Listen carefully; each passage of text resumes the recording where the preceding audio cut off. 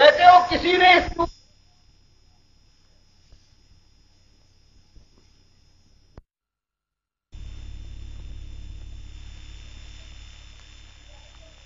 بھی آئی اور ساری دنیا کو ہم نے دیکھا انہیں کے اعتماد پر اللہ کی بات کو جھوٹ کہہ رہے ہیں، اللہ کے نبی صلی اللہ علیہ وسلم کی بات کو رد کر رہے ہیں.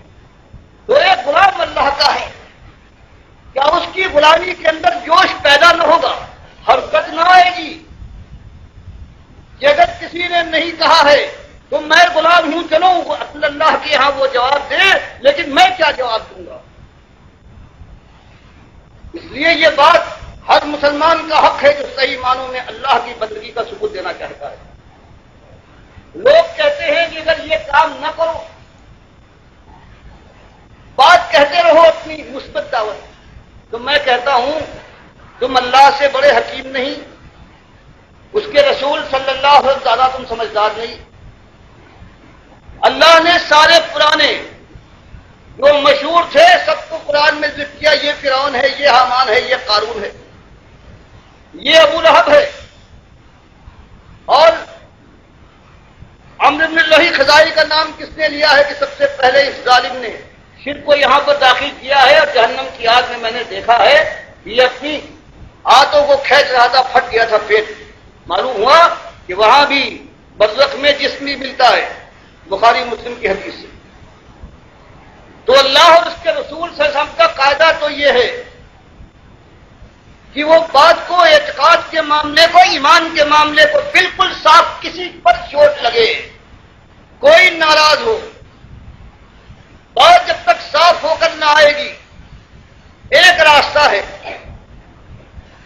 اس پر ڈاکو ہیں، ان کے پروپیگنڈا کرنے والے پھیلے ہوئے ہیں. کوئی گھبراتا ہے، کہتے ہیں کوئی بات نہیں، بالکل شاہراہ ہے، بالکل امن ہے. اس پر ان کے ایجنٹ ہیں، لوگوں کو آگے بڑھا رہے ہیں، اور وہ جانے کے بعد وہ گھات میں لگنے والے ہیں، وہ ان کو لوٹ لیتے. اب کیا ہم کو اگر معلوم ہو جائے، آپ کو معلوم ہو جائے کہ آپ کا فرض نہیں ہے کہ ہوشیار کرے کہ یہ بے ایمان، یہ ایجنٹ ہے، یہ ان کے چیلے ہیں،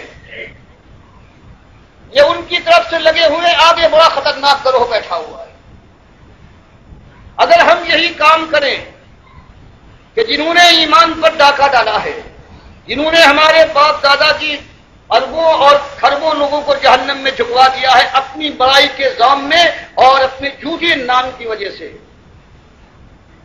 اور یہ نہیں کہ وہ مر گئے تو گئے، ان کی کتابیں نہیں مری.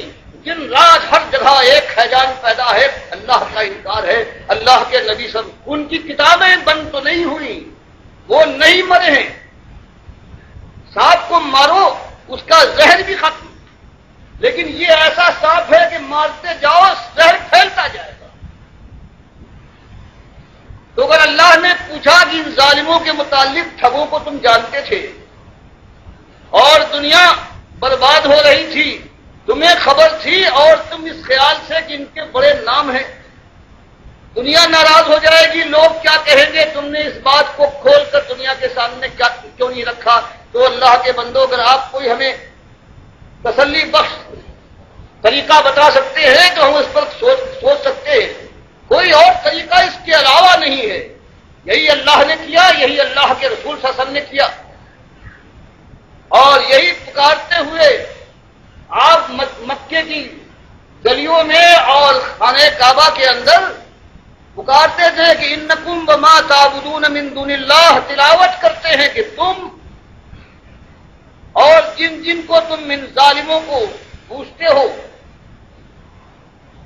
سوائے اللہ نے تفسیر فرما دی کہ جو خود مومن نیک تھے ان کی بات اور ہے، کسی نے زبردستی کی ہے، جنہوں نے اپنے کو پجوایا ہے، یہ سب حسب جہنم، یہ سب جہنم کا ایندھن ہوں گے، انتم لہا واردون، اس پہ داخل ہو گئے ہوگے.